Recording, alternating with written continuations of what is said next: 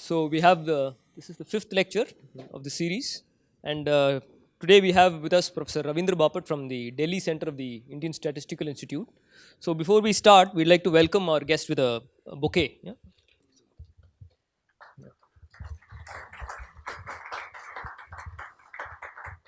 So I'll just introduce Professor Ravindra Bapat. He was born in Bombay and he had his schooling and undergraduate education here. He obtained BSc from the University of Mumbai and his MStat from the Delhi Center of the Indian Statistical Institute. And then he went on to do his PhD at the University of Illinois at Chicago. And after serving for 2 years at the University of Mumbai again, he joined ISI Delhi Center, where he is currently a professor. His main areas of research interest are combinatorial matrix theory and generalized inverses. He has written more than 160 papers in these areas. He's written 3 books in these areas. These 3 books are in English, and he's written one book in Marathi, which is called, pardon me if I don't get the words correct, I see Prameya Rasike. Yeah? I think that's correct, and that you can call it as a popular science book. So it won an award given by the state government of Maharashtra in 2004, I think. 4. Yeah. And Professor Bapat has been the president of the Indian Mathematical Society from in the year 2007 to 8. He is a fellow of the Indian Academy of Sciences and the Indian National Science Academy, and he has been awarded the J.C. Bose Fellowship as well. And for the past several years, maybe about 25 years, he's been involved actively with the Math Olympiad program, and in particular with the training of the international math students who go for the International Math Olympiad. So with that few words, I'd like to call upon Professor Bapat to. Okay, thank you, Krishnan, for that introduction, and I thank Jugal Verma and the organizers for the invitation. I'm very happy to be here. So, this talk is based on, it is about some applications of graph theory in linear algebra to prove some results in linear algebra using graph theory. And I want to sort of convince you that Cayley-Hamilton theorem is a theorem in graph theory, that is number one. And then moving on to mixed discriminants, which is more general than the determinant, and several facts about mixed discriminants, some of which are recent, and some open problems have been solved using mixed discriminants. Okay, so to start with, I want to give some background about, so we are all familiar with the Cayley-Hamilton theorem that any matrix satisfies its own characteristic polynomial. The voice is okay. So if A is an n by n matrix, then right now I am not saying much about over what whether it's a matrix over a field or more general, but think of just a real or complex matrix right now. And then the characteristic polynomial is the determinant of lambda I minus A. And the Cayley-Hamilton theorem says that if you first simplify this as a polynomial in lambda, you open it up, and then put lambda equal to A, then you get the zero matrix. The scalar is to be put scalars times identity. So let's just look at the very simplest case, a 2 by 2 matrix. So we have this matrix, then this is the characteristic polynomial, and so I'm supposed to put lambda equal to A in this. So if you put lambda equal to A, then you get this. So notice that this, you substitute AD minus BC times identity. And if you look at it term by term of this matrix, then the 1 element happens to be A squared plus BC minus A plus D into A plus AD minus BC, and so on. And all these terms, they simplify to 0. So a couple of points here. For example, if you want to move on to more general structures, matrix over a more general structure, of course we will keep addition and multiplication as a basic requirement, and at the moment multiplication should be commutative, but beyond that I don't need any field structure. So you can think of the commutative ring, or then this holds. And also this, as long as the D and A commute, it's fine. I mean, B and C need not commute for the first one. For the second one, D and B should commute. So the commuting requirement is somewhat limited than we normally assume. In fact, if everything in the first If everything in different rows, if the elements commute, then it's fine. So that's another form of Cayley-Hamilton theorem, which cannot be proved by the classical methods employed for Cayley-Hamilton theorem. So, but it will come out. It has been done by using graph theoretic methods. One more thing is there is the way it becomes zero is that all terms cancel. I mean, there is no simplification required of any other kind. That means there is a matching between the terms. So every term finds a matching, a squared finds a matching term of opposite, equal and opposite sign. So there's a pure cancellation. So this is relevant in when we come to a bijective proof. I mean, we can give a bijective proof where the terms are simply matched out and they cancel. No further simplification is required. Okay, some background of Cayley-Hamilton theorem, that why Hamilton's name is associated. So he did something on quaternions over 3 by 3 matrices, and that turned out to be equivalent to Cayley-Hamilton theorem for 3 by 3 matrices. So he did not say anything in general, and there has been, so quaternions, the main difficulty is the defining the determinant because they are not commutative. But recently some work has been done. People have followed it up with something called Q determinants, and in some recent papers this has been extended to n by n matrices over quaternions. So the Cayley-Hamilton theorem has been generalized over different algebraic structures, and this is one of them. And Cayley's theorem, so Cayley did a lot of fundamental work in linear algebra and matrix theory, and his papers are quite readable. They are in English, they are easily available on JSTOR. One particular paper which is very nice to read even now is this one. It's a long paper, easily available, and if you start reading that paper, then you get a feeling as though you are reading a modern textbook. And whatever we do now is very systematically introduced. Only some notation is different for higher order determinants, etc. But otherwise it reads like a modern text. And he has some interesting things. For example, when you have an m by n matrix, many times we tell the students to visualize that m is bigger than n or n is bigger than m. That is required. So he has different terms for that. So if m is bigger than n, he calls it a tall matrix. And if m is bigger than the other way, then if m is less than n, he calls it a broad matrix. So I think these terms we should adopt now because it fixes the idea that when I say a tall matrix, immediately you know that the number of variables, when you are looking at the system, Ax equal to b, and if A is a tall matrix, then we immediately know that the number of variables is much less than the number of equations, and so on. And he has many other things there, and all these things were introduced, basic theorems, terminology. And in this paper, Cayley proved the theorem for 2 by 2 matrices completely, just the way we did.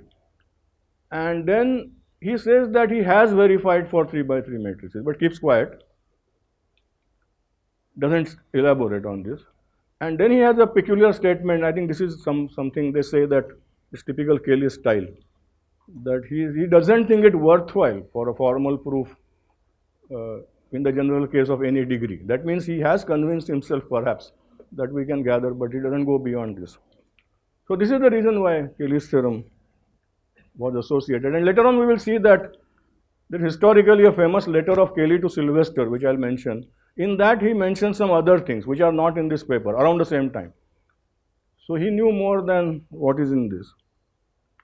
Okay, the first rigorous proof of the statement that we know as of today was given by Frobenius, and Frobenius developed the whole machinery of minimal polynomials.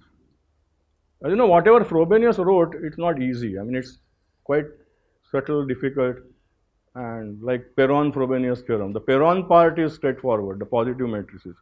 But when you go to Frobenius, it's quite difficult. Even today, if you want to prove the complete Perron-Frobenius theorem, the reducible and irreducible case properly, it's quite a bit of work. So he did all this using minimal polynomials and gave a first proper proof. So complete proof was given in 1878 using minimal polynomials. Okay, the Cayley-Hamilton is usually stated for complex matrices, but it holds for matrices over any field. And over a commutative ring, there's a proof by Buchheim in 1884, and uh, all these proofs are out. I mean, some historical references are in this book by Matrix Analysis, Horn and Johnson, the first volume. The second volume is called Topics in Matrix Analysis, but this contains all these references and some additional remarks. So what are the proof techniques normally used? So for a diagonal matrix, Cayley-Hamilton is easy to prove, because for a diagonal matrix, the eigenvalues are the diagonal elements, and if you take, if A1, A2, An are the diagonal elements, then when you look at the matrix A1I minus A, it will have one diagonal element 0. Then the next one will have the second one 0. And so the product is 0. So it is easy to prove for diagonalizable matrix.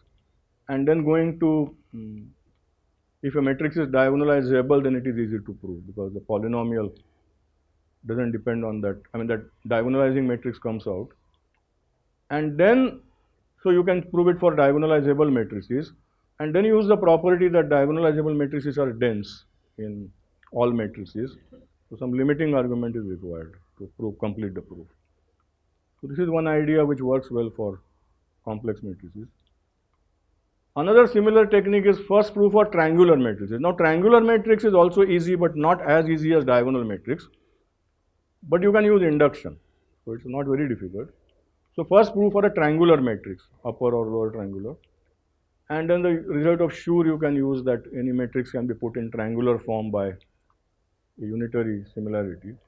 And so then it follows from for any matrix. Of course, if you use the full power of Jordan canonical form, then the result is obvious, but this is usually considered as a last theorem in a first course in linear algebra. So by the time you get there, you have done many other things. And so, but once you have the Jordan canonical form, you have the Cayley-Hamilton theorem. And this is also a commonly used seen proof in many books.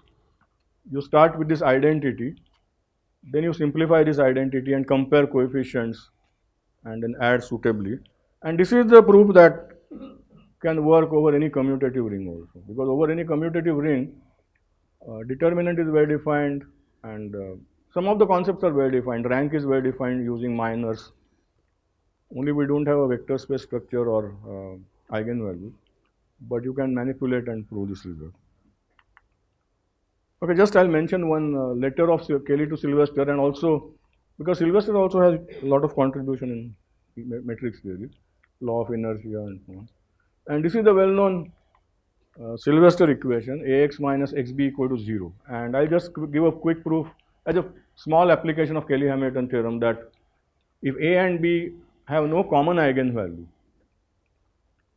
then this has a unique solution x equal to 0.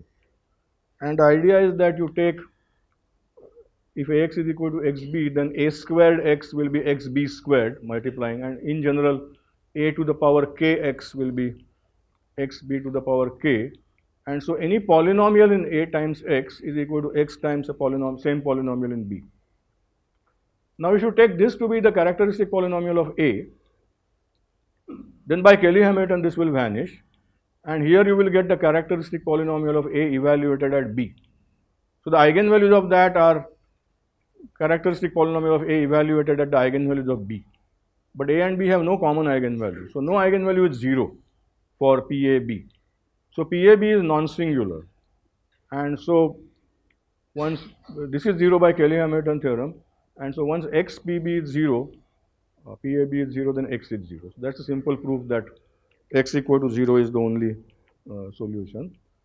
And some little more one can prove that for any matrix C, Ax minus xb equal to C has a unique solution for any matrix C by the same method. Okay, this was just a remark about small application. Now there are some extensions of Cayley-Hamilton which could be in our course even now, but they are not. I mean, they are ignored completely. They are very nice actually. We should know about them. So first extension is, so this was contained in Cayley's letter to Sylvester. So he did not include it in his paper, but he knew about it. So take two commuting matrices, P and Q, n cross n. So if one of them is identity, you get the Cayley-Hamilton theorem. So take two commuting matrices and define a polynomial in two variables. F of lambda mu is determinant of lambda q minus mu p. Now you simplify this and then put lambda equal to p and mu equal to q. If p and q commute, then f of pq is 0. So that matrix that you get is a null matrix. And such things are proved only by that last argument which I gave, at least I know of. This is all contained in a paper by Phillips. This is an extension of this statement, which I'll mention, but these are done by manipulating equations only, not the other techniques.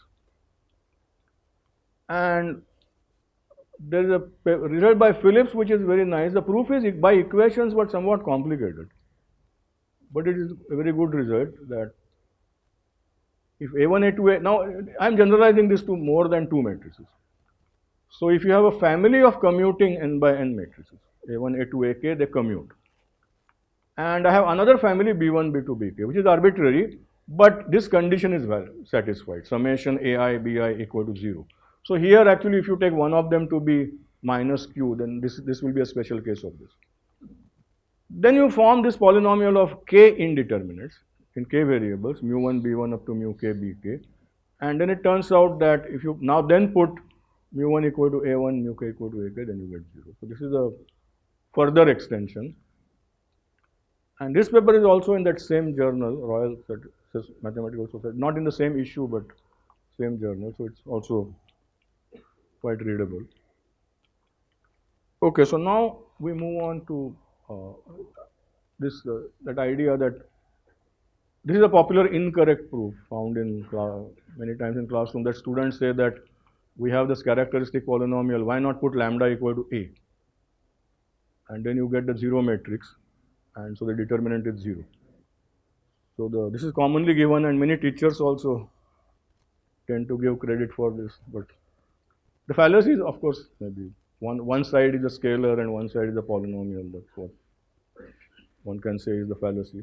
But there is one correct statement which is behind this incorrect proof, which is related to our earlier Phillips theorem and so on. That correct statement is, suppose A satisfies a polynomial equation. Now in this case, the polynomial equation is lambda I minus A. It's a linear equation in lambda, and this is satisfied by A as a matrix equation. If you put lambda equal to A, you get the null matrix. There's nothing wrong about that. Then you take the determinant of this, and then you simplify. And then you put lambda equal to a, then you get 0. That is Cayley-Hamilton theorem. But this is valid for any polynomial equation that is satisfied by a. This will come out as a special case of the Phillips theorem, where if you take those matrices as powers in a, they commute and so on. So I'll just give an example. Take this 2 by 2 matrix and just you can make the computation, but it satisfies this polynomial equation, that you can check. That means if you put lambda equal to this matrix here, you get the null matrix. Now you take this as a lambda matrix. That means this matrix simplifies to this.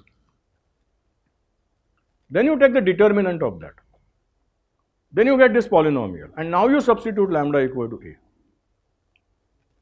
Then you get the null matrix. So that is the full theorem, which is sort of related to that incorrect statement.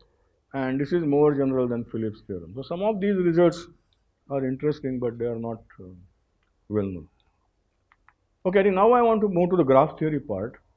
So Zeilberger wrote a paper on applications of or combinatorial techniques in linear algebra, something like that. So he gave 2 or 3 different examples. One example was determinant of AB equal to determinant BA. So he proved combinatorially. Determinant can be thought of as a graph theoretic object, and using that some things can be done. And the proof about Cayley-Hamilton theorem is actually by Straubing, not very old. So he gave a combinatorial proof of the Cayley-Hamilton theorem, where his idea was to extend to matrices over a non-commutative ring where elements in different rows commute. Then he proved, but that requires a little bit of more work after this proof, but this same technique was used. And so it's purely combinatorial, and it can be regarded as a result about directed graphs. And this paper is a bit difficult to read, but Zeilberger gave a better exposition. What I am presenting is based on that. A combinatorial approach to matrix algebra. This is the paper where he gave 2 or 3. Also the exponential generating function. He has one result on that. Okay, so what is the connection? So you have a directed graph associated with a matrix. So if you have a 3 by 3 matrix, then you would have 3 vertices, and if there is an edge from I to j, there is an edge from I to j if and only if aij is non-zero, and in that case that number is taken as the weight of that edge. And so for example 1 to 2 there is an edge of weight -1, and diagonal elements appear as loops. So this is the graph associated with this matrix. Now, so let us see how the determinant comes in terms of this graph. It is essentially related to cycle products in this graph. So here is one simple. So first of all, matrix powers, how they are associated with the graph. So it is well known that or easy to see that if you take a squared, then a squared, a particular ij element will be non-zero if and only if there is a walk from I to j of length 2. When I say walk, path, they are same for me. In a path, normally repetition is not allowed, but I don't mind. I'm using them with the same meaning. So, and we all know what is a path in a graph. You start at a vertex and follow the edges, directed path, until you start at I and go on until you hit j. And length m is the number of edges. So in particular, if you take a to the power m, you will get all the number of, actually if all the weights are 1, then it is the number of such paths. But if there are weights, then for every path you should take the product of the edge weights. That is the weight of the path, and then you should add up over all paths. So it is the sum of the weights of all ij paths of length m. So powers of A are related to paths. Now coming to cycles, so take a permutation, and for every permutation sigma, I have a simple graph associated with sigma. You just have n vertices and you have an edge from I to sigma I. So there are n edges, and because of the cycle decomposition, you will get cycles. The same cycles in sigma will appear in the graph. And the weight of the graph, this particular graph, I am going to have the product of the edge weights with an additional factor which is -1 raised to the number of cycles. So other than this factor, it is just the product of the weights. And once we have this definition, we can see a clear connection between the determinant and, so there are these n factorial graphs. So this is simple lemma that determinant, it is better to take -a for convenience. So determinant of -a is, you have for each permutation one such graph, and there is a corresponding weight which I just defined, -1 raised to number of cycles times the product. You just add up all the weights, and that is exactly the determinant. And it's easy to see why, because determinant of -a is the usual definition. Only thing is here we have a minus sign because it's -a. So summation sine of sigma times this, then this comes out -1 raised to n, and as you know, sine of sigma is -1 raised to n minus number of cycles. That is the one way to describe the sign of a permutation. So that n will cancel with this n, and you will only have number of cycles. And this was our definition of weight of G sigma A. So that is why this is equal to this. Okay, so the Cayley-Hamilton theorem depends only on matrix powers and determinants. So we have graph theoretic interpretation for both. So now we can make a graph theoretic, we can make a statement about Cayley-Hamilton theorem, equivalent statement in terms of graph. So let us look at this sum of all the principal minors as Sk of A for k equal to 1 to n, but we set S0 equal to 1. And Sn is the determinant. So Ska is the sum of all k by k principal minors. And as you know, when you take the characteristic polynomial and when you expand, then the coefficients happen to be these sum of principal minors, starting with the constant and trace, and final term is determinant, and in between coefficient of lambda to the power n minus 2 will be sum of the 2 by 2 principal minors with a sign, appropriate sign. Okay, so f of a evaluated at a, it just I have to put lambda equal to a. And we have to show that the ij element of this is 0 for any ij, that is Cayley-Hamilton theorem. So I will have, this is just a scalar factor multiplying a matrix. So when I take ij element of, or any element of this, I have an interpretation in terms of the number of paths. And this itself, it's a k by k principal minor, so that is a determinant, sum of all such determinants, and that is in terms of cycles. And I have that interpretation. So if we put that together, we get the following. So this, if you think about it, maybe it needs a little bit of work, but it's clear from those two definitions, that first fix I and j and consider omega ij to be all pairs p and c, where p is an ij walk from I to j. So this will come in those matrix powers. And c is a disjoint union of cycles. And as you can see, the number of, the size of the minor, these are all k by k principal minors, but the size is k, and the walk size here is n minus k. So the total should be n. So the condition here is that the number of, this means the number of edges in the path plus the number of edges in the cycle, that is equal to n. So consider this set, and for any such PC, I have a definition of weight, namely it is the product of the weights of the path edges together with product of the weights of the cycle edges together with minus 1 raised to number of cycles in the cycle component. I have not written down that definition, but this is the definition of weight of PC. And then if you add up all the weights, then that is equal to this.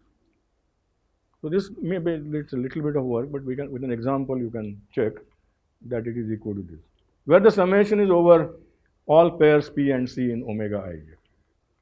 Okay, so now our job is easy, that we find a suitable bijection on omega ij so that the terms cancel in pairs. And this sort of a glimpse of this we saw in the 2 by 2 proof. The terms were cancelling. So what is the bijection here? So I will match every PC with another p prime c prime, where the edges will not change actually. The edges will not change, so the product of the edge weights will remain the same. But there will be number of cycles difference by 1. So because that minus 1 raised to number of cycles is coming in the definition, the other term will have an opposite sign, and so they will cancel. And what is the bijection? It is easy to describe. I'll give an example also. You take an element PC, so here is an ij path, here is a bunch of cycles, the total number of edges is n, so they must intersect. Because there are n vertices, they must intersect somewhere. So just start the walk at I, If you hit a component, so this C has a bunch of components, C1, C2, dot, dot, dot. It could be a single cycle, but it has a bunch of cycles. So if you hit a component of, you may not hit a component, but because they must intersect, you will get a component, C1. Then you remove that component from C and attach it to the path, because the path can also have cycles. And that is my p prime c prime. On the other hand, you start at I, and if you complete a cycle, then you remove the cycle. At present it is in the path component, but you remove the cycle and put it in the cycle components, and then that is your p prime c prime. I hope this bijection is clear, but it is clear that the number of cycles change by 1, no matter what you do. And so the two terms corresponding to, in that summation, the PC and p prime c prime, they will be of opposite sign. And so they will cancel. So the terms cancel in pairs. Just an example. Suppose you think of this as the path initially, and this as the C part. This is P and this is C. So if you start the path here, then because you are meeting a cycle, I will continue here as a path. and come. So now I have enlarged my path component, path part by this. This is also a path from I to j, where earlier the C contained two cycles, C1 and C2. Now one of them I have pushed to the P. So this becomes now P prime, and this becomes the new C prime. And as you can see, there is a difference of one cycle. And so this kind of a term, if you look at the number of vertices, there are 10 vertices. So this will feature in, if you take a large matrix, this will come in one of the 10 by 10 principal submatrices it will come. Because you have to take all of them and then they will cancel. Okay, so I think now I want to move on to sort of a related part, which is mixed discriminant. So mixed discriminant can be defined in one or two different ways. One is that it generalizes both the determinant and the permanent. I'll mention that. Basic idea is you have a tuple of n by n matrices. So there are n by n matrices, and then you take a permutation sigma, and this means the ith column of matrix A. So you take the sigma 1th matrix and take the first column, sigma from this collection, sigma 2th matrix and take the second column, and dot dot dot, sigma nth matrix and n column. Or you can also take first column from sigma 1th, from the first column you take one matrix, but then some sign will come here. So there are two ways to do this. You add up over all permutations and then have a normalizing factor n factorial. So that is the mixed discriminant of A1, A2, AN. Just one observation that if all the elements are if all the matrices are equal to A, then this will reduce to determinant of A. And we will see that it also gives a permanent of one matrix.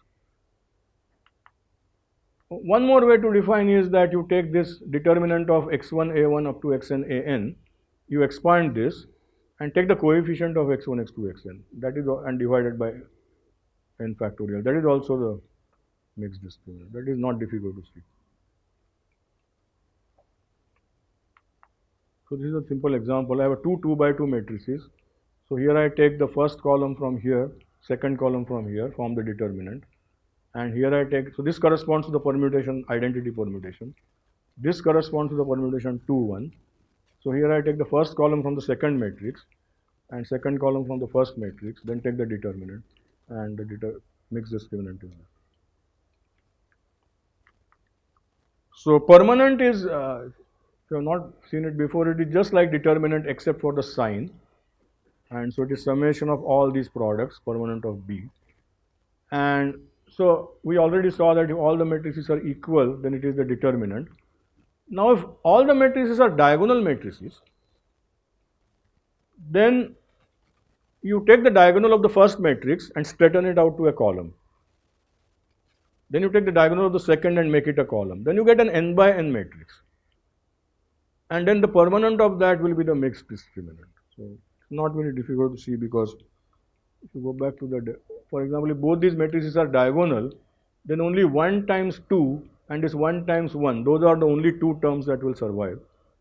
And that is the permanent of this 2 by 2 matrix with 1, 1 as the first column and 1, 2 as the second column. So it captures both the determinant and the permanent. More importantly, there is always a connection between non-negative matrices, entry-wise non-negative matrices, and positive semi-definite matrices.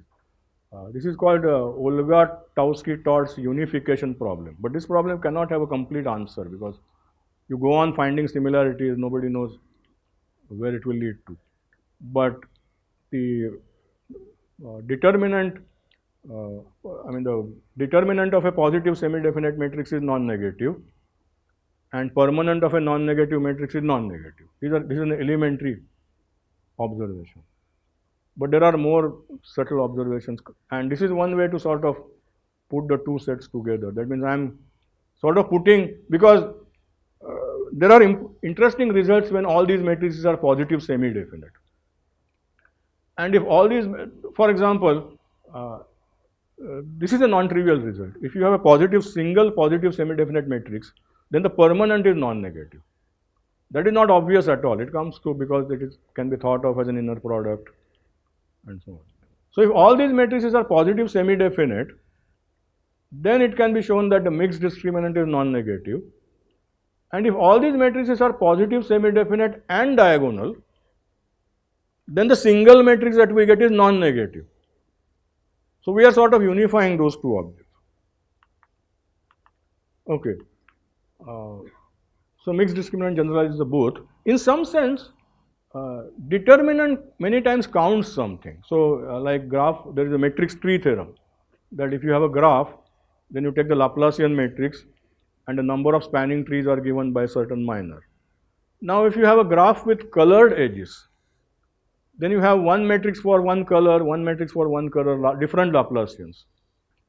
And then if you take the matrix tree theorem and take the mixed discriminant, you will get number of spanning trees with distinct edges, colored edges, for example. It's a refined count. It always gives, or determinant is related to volume, and mixed discriminant is related to mixed volume. Which I'll mention some reference, but I won't be able to say much about that.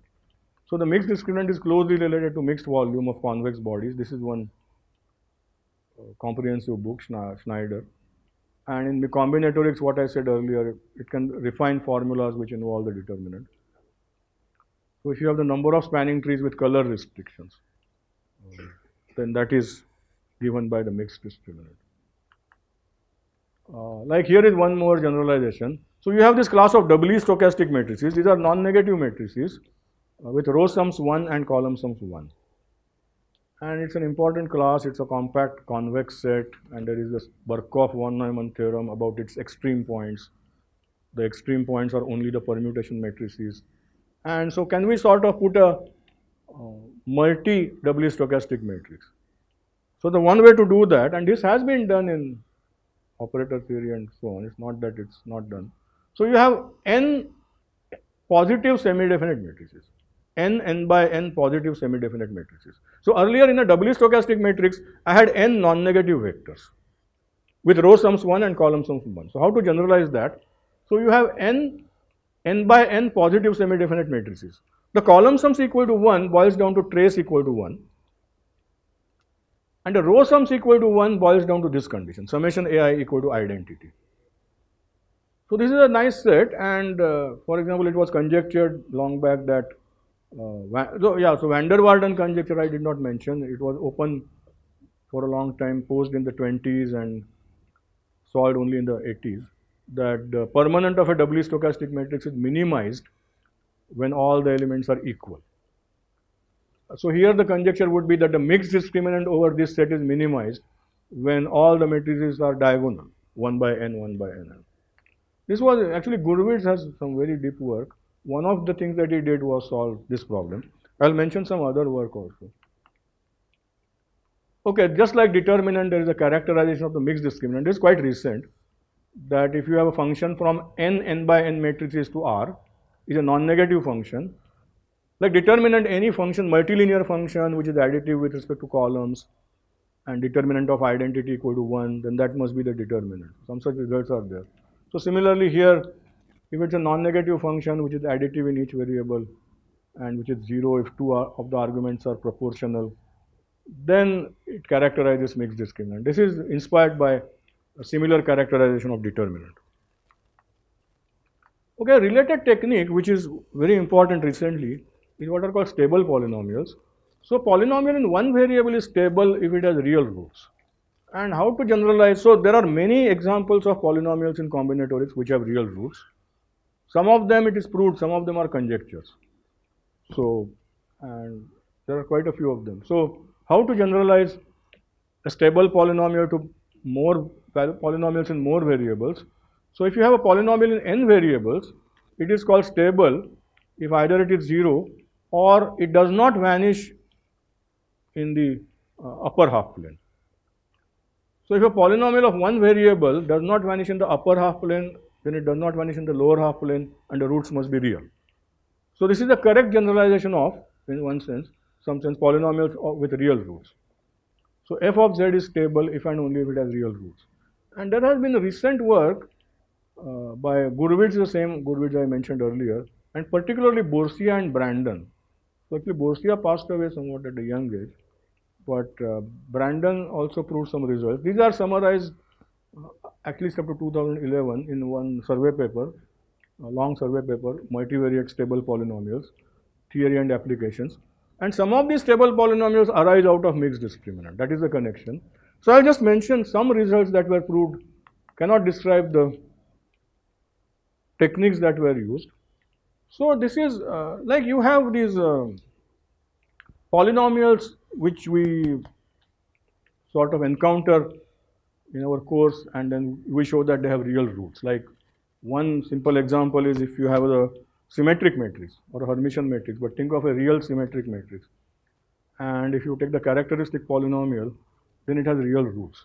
Now, if you think about it, what is required to state this result? What to state this result is only high school algebra, because you need to define the determinant, and that is just some function using sums and products, and then you need to define root of a polynomial. So once you have these two ingredients, you can define characteristic polynomial. And symmetry is a combinatorial condition, a purely combinatorial condition. So what does that condition have to do with reality of roots? And if this such a simple statement, it should have a simple proof. Simple in the sense not using any advanced concept, but all the proofs that we see of this statement that a symmetric matrix has real eigenvalues, they use the vector space machinery.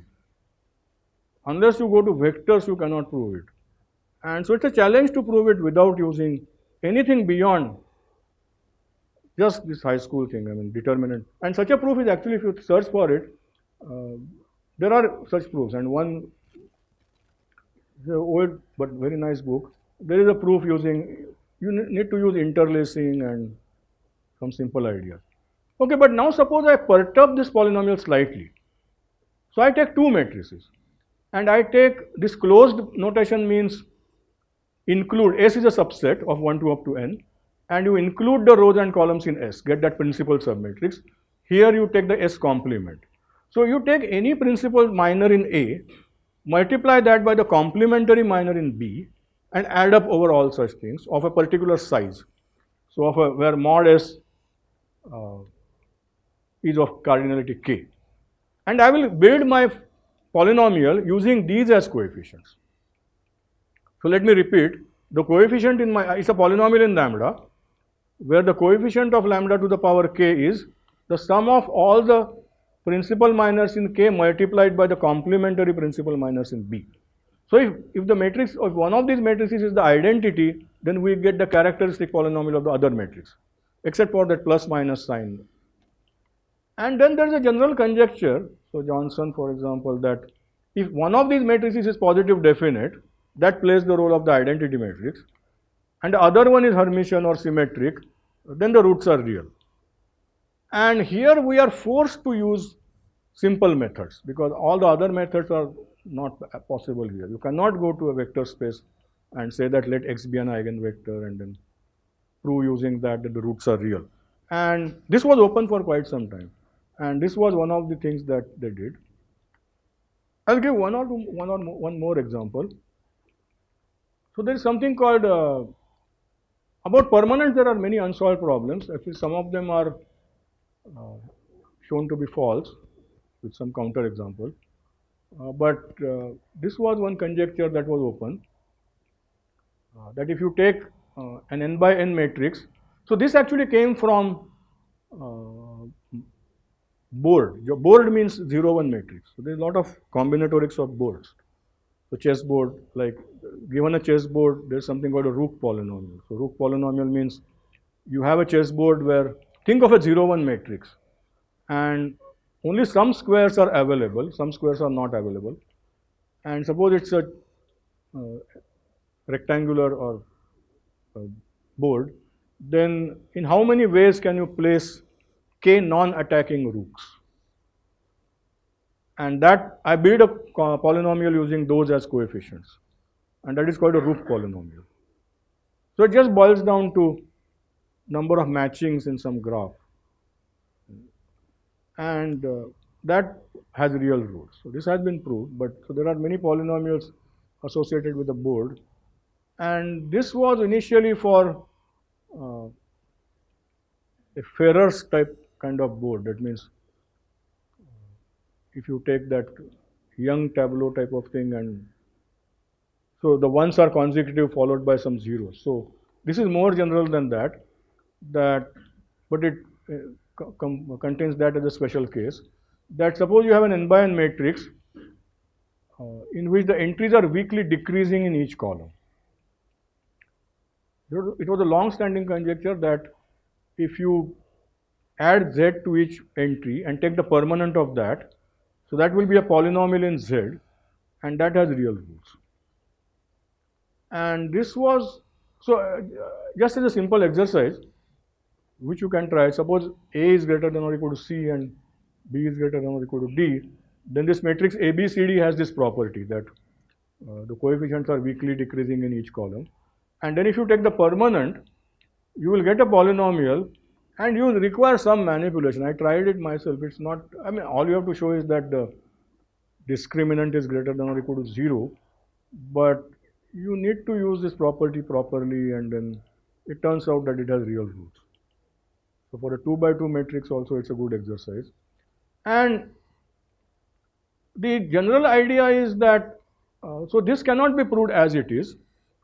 So by the way, this problem also, it was not possible to solve as it is. One has to go to tuple of matrices and generalize this function, and then use induction. So that is where the stable polynomials come in the picture, because in stable polynomials you have several variables, so there is scope for induction. So the general technique in all these proofs is to go to more variables and use stability concept. Okay, so here they first generalize it to multivariable. This was also conjectured, that now I consider in each column I add a different z. So z1 in the first column, z2 in the second column, and then I get a polynomial in several variables, and that is stable. So that was the conjecture. So in particular, this will have real roots, but this can then be proved by induction. So in this form it was proved. And I think I'm mentioning some work about which I don't know much, but I know this, that first of all, if you have A1, A2, n by n matrices and non-commuting indeterminates, then we can define a more general polynomial by taking lambda 1 I minus A1 dot lambda n minus an, and then taking the mixed discriminant. So this can be viewed as a generalized characteristic polynomial. And actually this appeared, this very famous work about which I don't know anything at all, but if you see the proof of Cadison-Singer problem in series of papers by Marcus Millman and Srivastava, there are initial papers in the archive papers, they do mention mixed discriminant. Actually it is, later on perhaps they did not call it that way, but they defined a mixed characteristic polynomial where it is the same except that all the lambdas are equal. Then that is also a generalization, and that is sufficient for their purpose, along with some stable polynomials. That was one of the ingredients in this proof. Okay, so I'll just mention one. This is quite natural how to state Cayley-Hamilton theorem for mixed discriminants, that if you have n by n matrices, then you take, this is the definition of the generalized characteristic polynomial. So you take the generalized characteristic polynomial of those n by n matrices, and then that vanishes. So this is more general than Cayley-Hamilton theorem. So I'll just give an example, and the proof the proof is very simple. So it's based on the same bijection. So I'll make a remark on that. But here is one example. So you take the same 2 by 2 matrices. Then here is the generalized characteristic polynomial. So you take lambda 1 I minus a1 and lambda 2 I minus a2, and then calculate the mixed discriminant. But keep in mind that lambda 1 and lambda 2 don't commute. So here I am not combining these two. And then you substitute lambda 1 equal to a1. I think I have done that. Next slide. So substitute lambda 1 equal to a1, lambda 2 equal to a2, and 23 times identity. Then you get the zero matrix. And actually the reason is very simple, because if you go back to that bijection, so I had this class P and C with certain conditions, that P has n number of elements, they add up to n. Now if you have a graph with edges of n colors, and you only put an extra condition that the edges in PC are of distinct color, because there are n edges already. So I put an additional condition. Then when you do that count, summation of the weights, you will get the mixed discriminant, because mixed discriminant just keeps track of those counts. And in our bijection, we were lucky that colors also were not changed. The same bijection will remain. So the proof is as simple as that. I mean, you just have one more condition and then the same bijection works, and that is why this can also be, these terms can also be paired off. Okay, I think I'm going to stop more or less with that. So when all the elements are equal, then it reduces to the characteristic polynomial. So the general message is you can get better results by going to a general statement and then using induction, some such thing. Okay, thank you.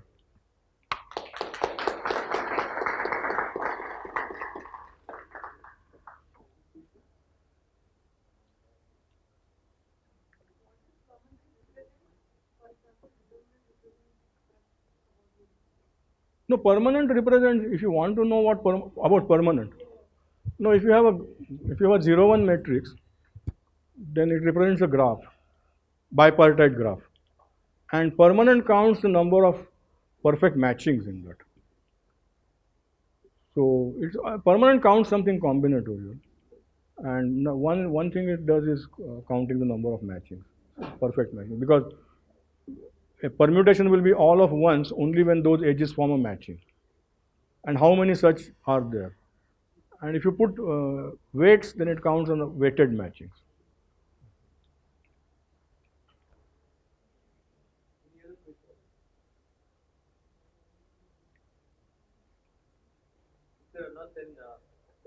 Yeah, I think we have. And before that, yeah, okay. Yeah. So this analogy between mixed volumes and mixed discriminants, does it extend to the well-known inequalities like Alexandrov-Frenkel inequality? Yes, yes, yes. It is true for mixed discriminants. Yes, yes, yes. But I thought that they are nothing different, I thought. I mean, because it's so yeah, yeah. So just to say that the Alexandrov inequality is valid for mixed discriminants, proved around the same time, 1920s or so. And hence, there is an Alexandrov inequality for permanence of a non-negative matrix. And that was not noticed for several years, and that was one of the main techniques for van der Waals conjecture. Rediscovered, and somebody also proved it independently. So there is a Minkowski inequality. All those inequalities are valid for mixed systems.